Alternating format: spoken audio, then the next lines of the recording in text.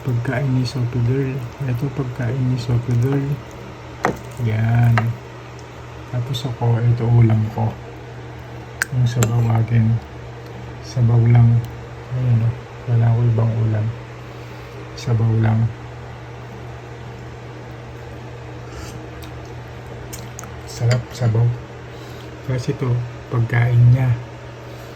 Ayan, ulam ko. Aray ko. Ayan, nakakaroon na siya. Sabay na tayo. Chimpay niya, favorite niya. Chimpay niya.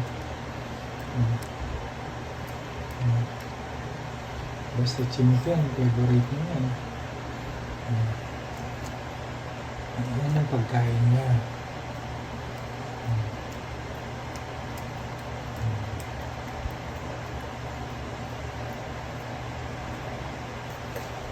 Tapos ako, ito, pagkain ko, sabaw, aray ko,